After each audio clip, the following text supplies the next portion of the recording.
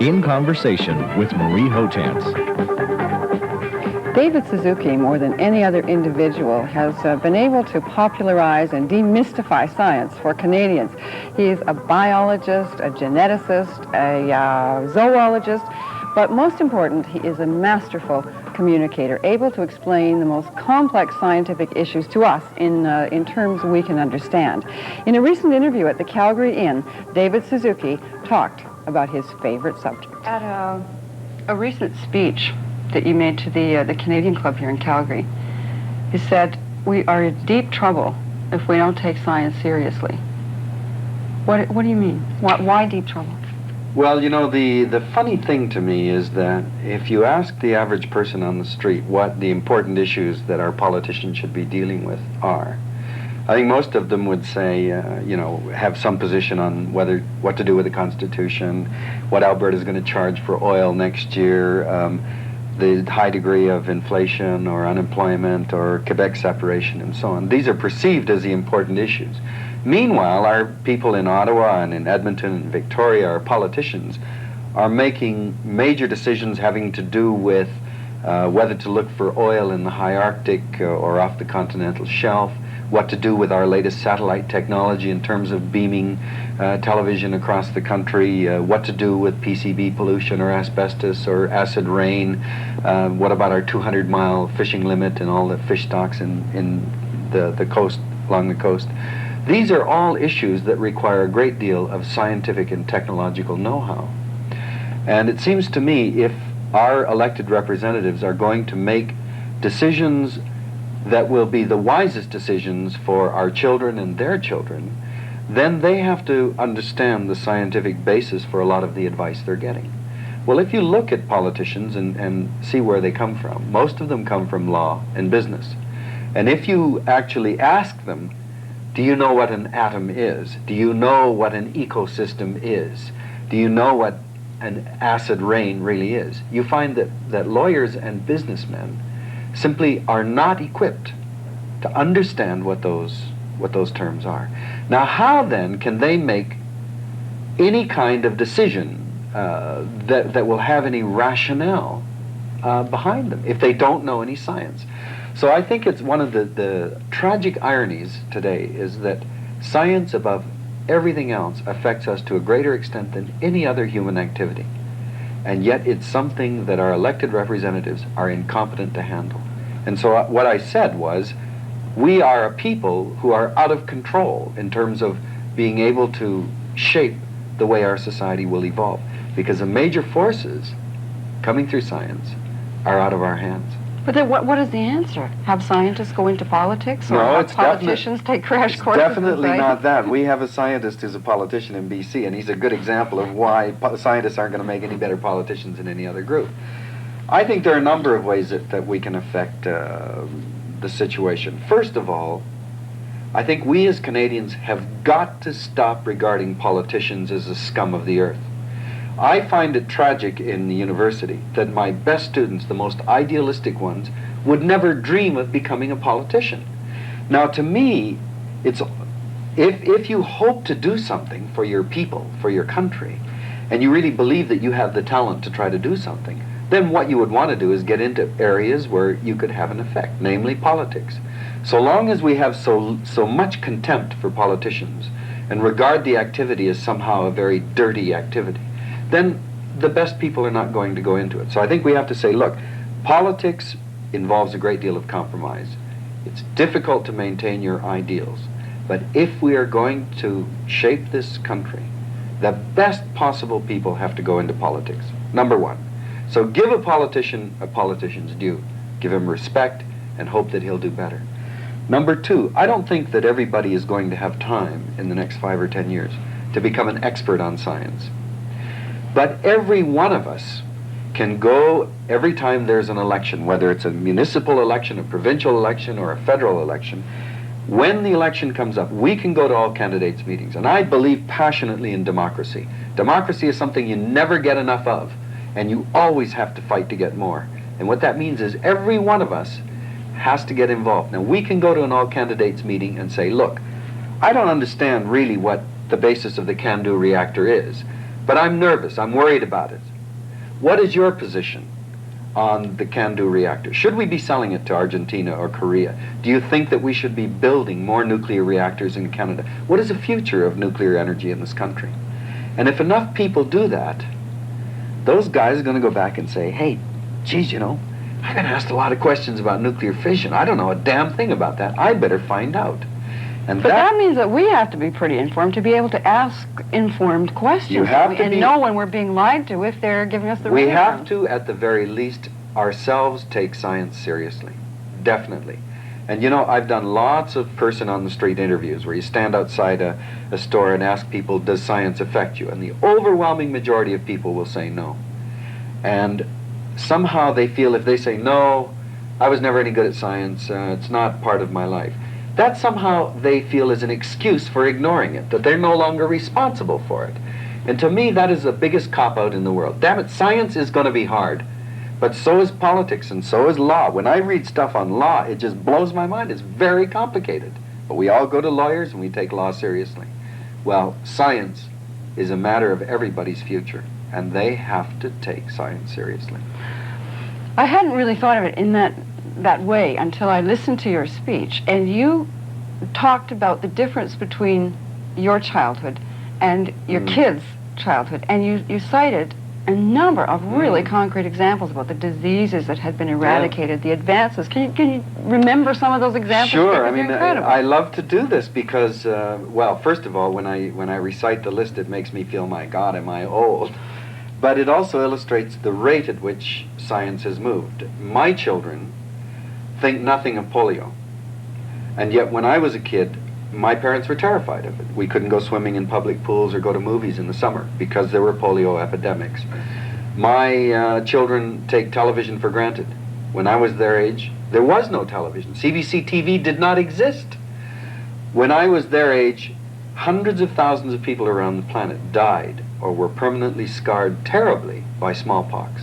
For the last 3 years, not one human being on the entire planet got smallpox. When I was a kid, there was no Xerox, there were no computers, there were no nuclear bombs or nuclear plants, there were no plastics, there were no birth control pills, there were no transistors, no satellites, no jets. You can go on and on. All of these things have happened in my lifetime. And when, you know, the amazing thing is that when the invention happens, you say, oh, wow, that's great, I'll buy one of those. But you don't realize that the invention means that you'll never go backwards. When I look in the university at the extent to which we depend on a Xerox machine, it boggles my mind that we ever existed without one. And when I think of how the birth control pill has literally changed our sexual habits completely, and I believe added an enormous impetus to the whole women's movement, it has revolutionized society. Just one invention from science, the birth control pill.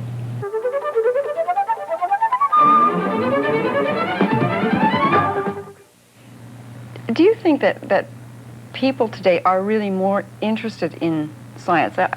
I wondered as I sat in that room at the Canadian Club and watched the reaction of the people in that room to your speech, and I thought, now are they here because they're really interested in what you have to say, or are they here to sort of watch David Suzuki rock star? I think wonder. there's a lot of the latter in it. There's no question that had you had a Nobel Prize winner from Caltech speaking to that group, it simply would not have had the same impact. And it shows, I mean, one of the really unexpected effects of television for me has been that rather than what I'm saying being conveyed to the audience, what is conveyed much more is me as a person. And so I'm always astonished when people come up and say, "Hi, Dave, how are you?" Because I tend to be a very private person, and that kind of intrusion on my space is a very shocking thing. Until I realize that they may be watching me week after week in their living room. It's a very intimate thing. And to them, I am not a stranger. I'm someone they have shared time with.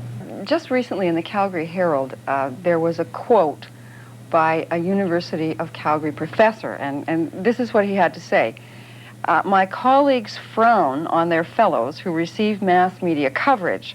The media has destroyed the credibility of David Suzuki among his peers. But do you get a lot of that sort of kind of sniping and backbiting? And Well, I think that certainly in the early years, when I started doing things in television in 1962.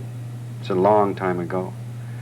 And in those early years, as I was struggling really to make a reputation in science and still feeling very compelled to communicate to the public, there was, the initial feeling was, or the attitude expressed to me was, why don't you give up all that stuff? It's a waste of your time. Or, you're so great in science, don't you feel bad at having to give it up to do this? Generally, my colleagues felt that what I was doing in television was an ego trip, but certainly it was not perceived as an important thing to do. That's changed a great deal because in the last 5 or 10 years, science has suffered very badly in terms of funding. And the scientific community has said, my God, how do we get more money? Well, it's got to be through communicating to the public. My God, one of the few people doing it is Suzuki. And so, at least to my face, the great majority of scientists will say, I think what you're doing is really worthwhile. I think, not to my face, there's still a great deal of feeling what I'm doing is essentially vulgar, and that anyone who is a first-rate scientist simply wouldn't be wasting their time doing it. So I think that the quote that you read is a reflection of that. If the guy is into television in a big way, he can't possibly be a serious scientist. And that doesn't bother me. I mean, that's something I've accepted as the price I'm going to pay. I understand that. Carl Sagan had it, Bernofsky had it, and I'm not putting myself in their shoes. They're great people, but one is always going to pay that price. The thing that annoys me is the great majority of people that make statements like that. One, very seldom ever watch what I do on television, and two, have no idea what I'm doing in science. And so here are people whose commitment is to rationale, to facts, and yet their statements are based on as much ignorance as the general public's, and that really hurts me. Scientists or specialists in any field, for that matter, tend to cloak or shroud their work in mystery and secrecy. You know, there's a particular jargon, and maybe you pose a threat because you're explaining these complex scientific issues in such an understandable way that, you know, the people like this one right here can understand. I think, first of all, scientists speak a special jargon because it's easier. Lawyers do it, doctors do it, policemen do it. We all have our own special language, and it's much easier to communicate that way. It's a very difficult thing to break down that jargon and try to reduce it to a level of the vernacular where people can understand that. So that's not an easy thing to do. People feel much more comfortable with their colleagues. But I think the other problem is that scientists are used to qualifying everything they say so that the statement is precise. And so if they say the average temperature of birds is between 95 degrees and 100 degrees Fahrenheit, they're always terrified that some guy is going to say, I measured the rectal temperature of penguins in Antarctica and I found it was 102. You know, and so when you're in the media, you have to make a very sweeping generalization. And your colleagues sit there and go, oh my God, that fool, doesn't he know?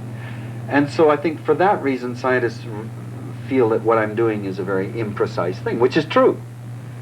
At the same time, if I were to say the rectal temperature of birds varies from such and such, with the exception of such and such, I mean, the audience would be fast asleep by the time I finished. So that's the price you pay. And I think it's for that reason that scientists are a bit twitchy about getting involved in the mass media.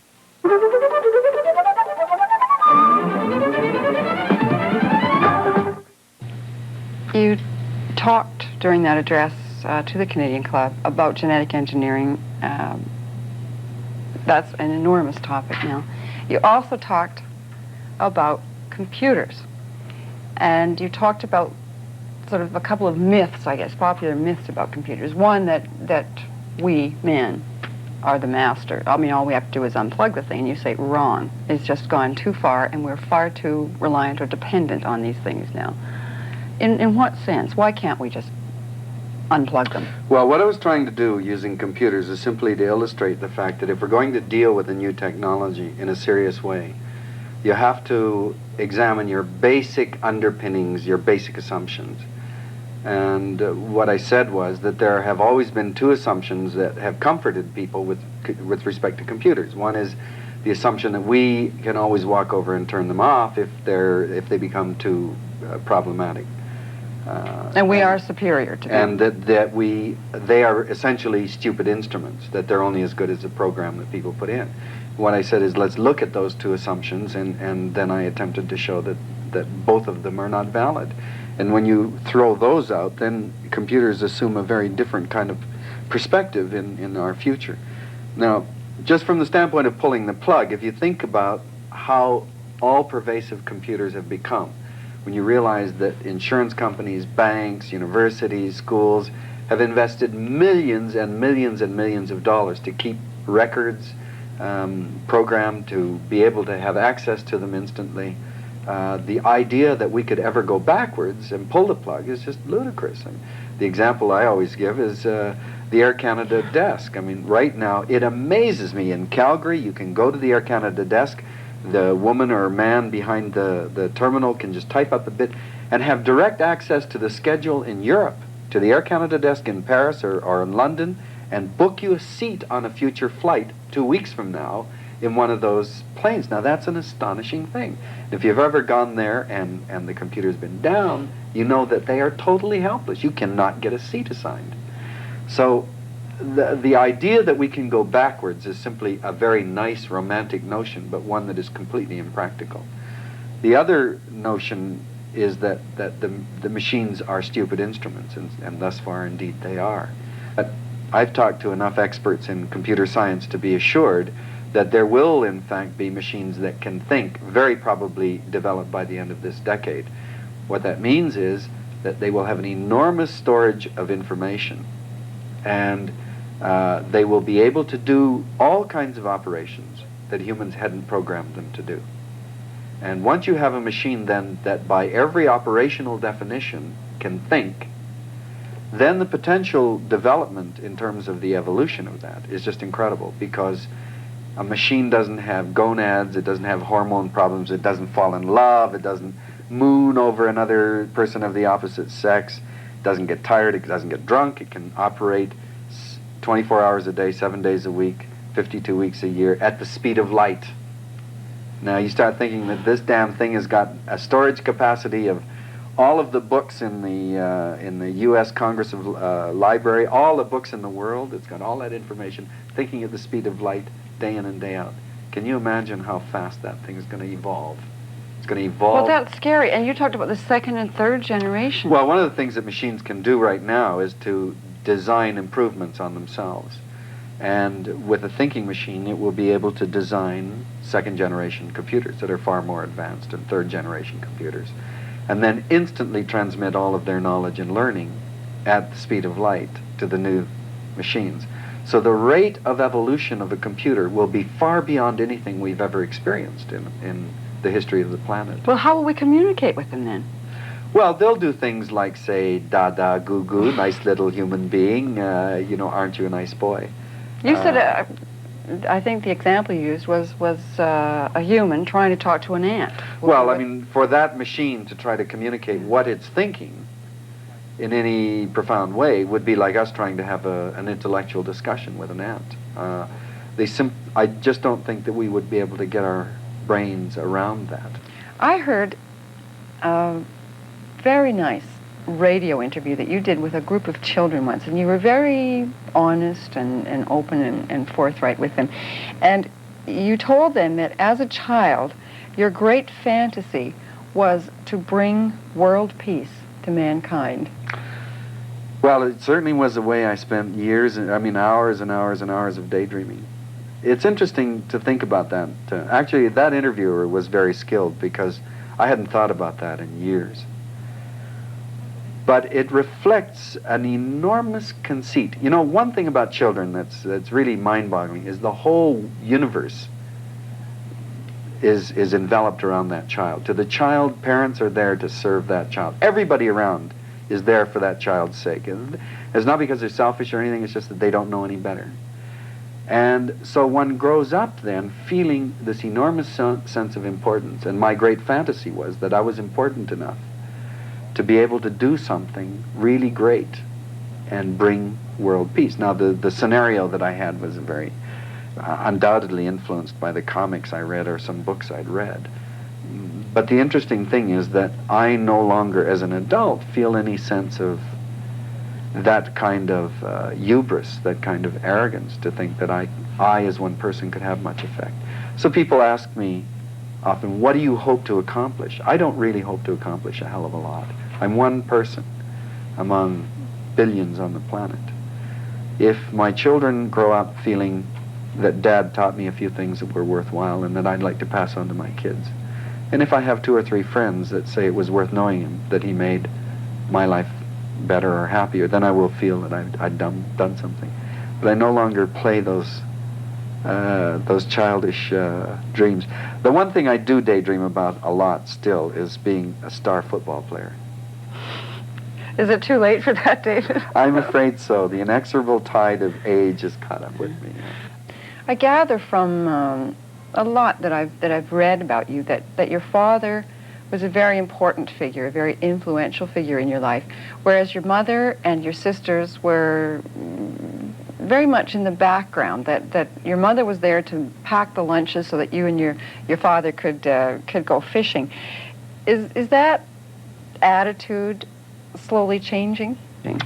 Not so slowly. When you start dating people from a different culture, you change very rapidly. I grew up in a family as traditional Japanese, although they were both born in Canada. I was the only son in a family with 3 girls. I never made a bed, swept a floor, did a dish, cooked anything. If I undressed and dropped my clothes on the floor, my sister or my mother would pick it up, put it away. Now, when a male eats in a Japanese home and finishes a bowl of rice, he simply takes the bowl and holds it out, and it will be immediately taken filled with rice. Now, you date a white girl, and you take a bowl of rice, and you eat it, and you go like this, and she's just as liable to throw the thing right back in your face. And that is quite a shock. Now, it has taken a very long time to come to grips with a lot of those assumptions. Certainly, having married a woman who was born in England and who is really very passionately in love with my mother, I have come through my wife's eyes to see my mother in a very different way. It's a very powerful figure. One last quick thing. When you were asked about your goals, you said, if I really had a choice, I'd be back in the lab, but I'd be home by dinner time. You read too many newspapers. That's a reporter's fantasy. I don't know if I'd call that a dream. I know that to return to the lab would be enormously easier and simpler for me. But the kind of total commitment I had when I was younger, when I used to sleep at the lab 3 and 4 days in a row just to do a big experiment, I wouldn't do that anymore. There are too many other things that are just as important.